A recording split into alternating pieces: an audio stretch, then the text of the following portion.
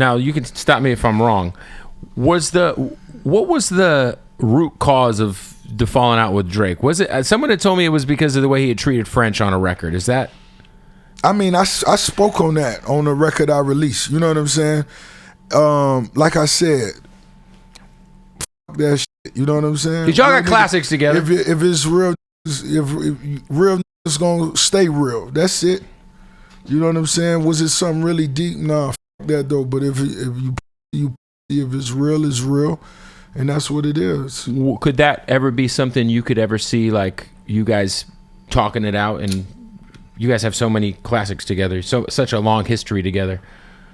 You never know. If a nigga send me a bottle of Luke Belaire, especially the white one, you know, you The never white know. bottle, yeah. Yeah, The white that bottle go for boys. any of these young niggas out here. Especially if it's a Magnum.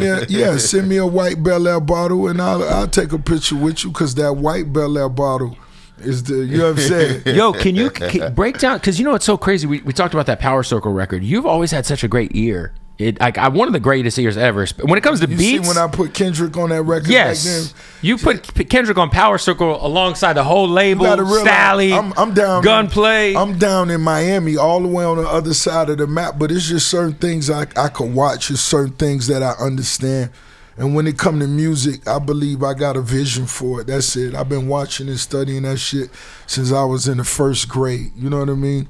So it's certain things that I can see. You know what I mean? So you just kind of knew with the Kendrick thing, because at that time he was bubbling, but I felt like he was a new. You know, he at was that a young time nigga. you were like MMG's the hottest fish grease. And I was like, I understand who this young nigga is right here. Come get on this record. Let's all rap on this record. And it's not about now. It wasn't that he was huge. It was for the sport.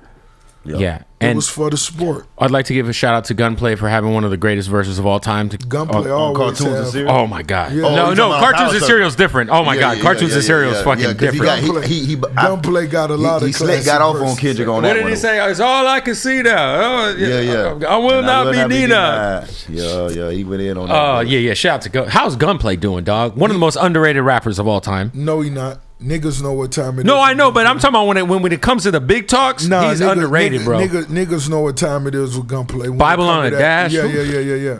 My nigga still getting his shit together. Yeah. They got a cuss or so. Yeah, the Triple C's album was hard too. Very, very slept on. When it comes to your ear though, Ross, like there was a few artists that almost came to MMG. A couple of West Coast guys, Dom. I know you were talking with Nip potentially. And then I know the Wiz thing was kicked around, because I remember when he got on the Super High remix. Right. I remember I was stoked because I was like, "Is Wiz about to be on MMG? What is going on? Like, how close specifically was the Nip thing from like? I know you know he obviously gave you a lot of love. He said he fucks with Rick Ross because he's teaching Wealth, and I know you guys have such a long history. But how close was that actually to becoming a thing? And you know what? This is something I just want to say, because I be seeing niggas on podcasts speaking on such old shit, trying to recant, and I don't be knowing how to feel about it. What I want to say is all the names you said, these niggas to me were already icons. The same way I say Nino Breezer, because I already know, I have a feeling. You understand? So niggas was already gonna shine. I was just able and in a position to make music with them at such an early stage. Right. You know what I mean? So Nipsey was another nigga that I already felt was an icon. In my mind, he was already huge.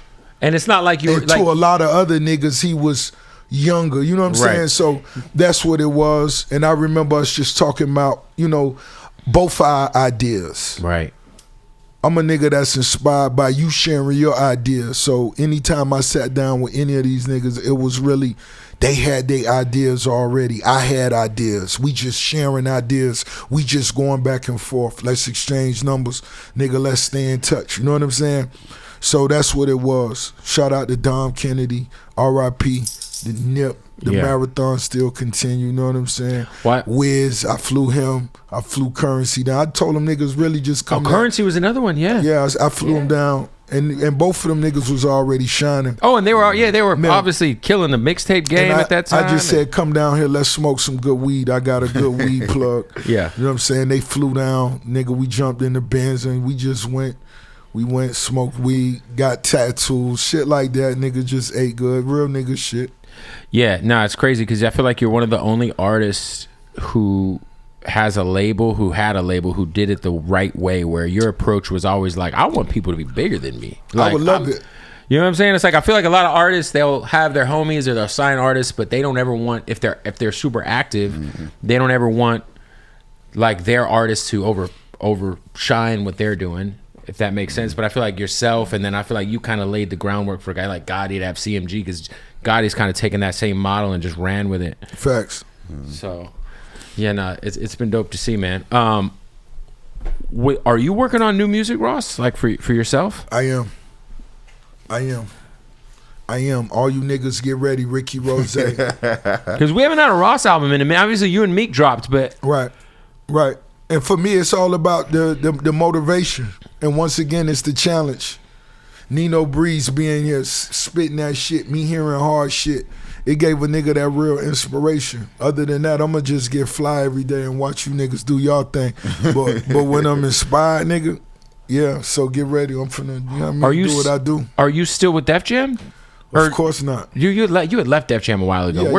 You ended up messing with Gamma, right? Yeah. Shout out to the team over at Gamma. Larry. Shout out to Larry, Yeah, but the Empire Double MG, we doing it all the way from the bottom to the top. That's what's up. Nino, can you tell me, like, the first time you are in the studio with this guy, what is that experience like? Because I can only, like, I just hear, like, the way this guy, he's a savant. You know what I'm saying? He's a goat. So I can only imagine, like, being in the lab with him. Had to be. Were you nervous? Was it a vibe? Nigga say, were you nervous? No, it's just a natural vibe. Like, me and dog was already, hanging and banging. You feel me? Like, this shit genuine. Right. So, like, we had already hit the club together, got on the yacht together, big vibes, you feel me? So, like, this is my nigga for real. Everything natural. Do you get some Wingstop gift cards when you sign to MMG?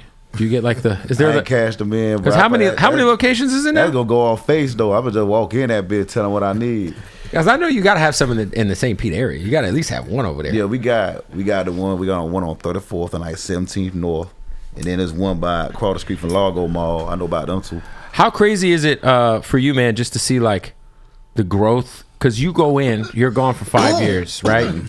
So you get out and it's like a damn near different place, bro. Like yeah, I don't like it. You don't like it? No, What you mean you don't like it? They gentrifying it. The hood ain't the hood no more. You feel me? Like a lot of that gutter shit I'm speaking on, just my frame of reference, what I'm familiar with. It's like you go to my hood right now. There's white people walking their dogs and shit. The only time I used to see white people in my neighborhood, they was buying dope or taking niggas to jail. You know what I'm saying? So it's just like, it ain't that part that I miss, but it's like, you just got like aunties and grandmas who grew up and they were used to working for the city, driving buses, whatever it is they do, and that was enough for them to stay where they're at. Yeah, that was enough for them to sustain themselves. Now they're Palmetto that was enough for them to like have a family get together, look out for the jits and shit like that, and all of a sudden it ain't good enough no more. And then they don't have the skills or like the opportunities to like really get it together, so they just pushing niggas out the way.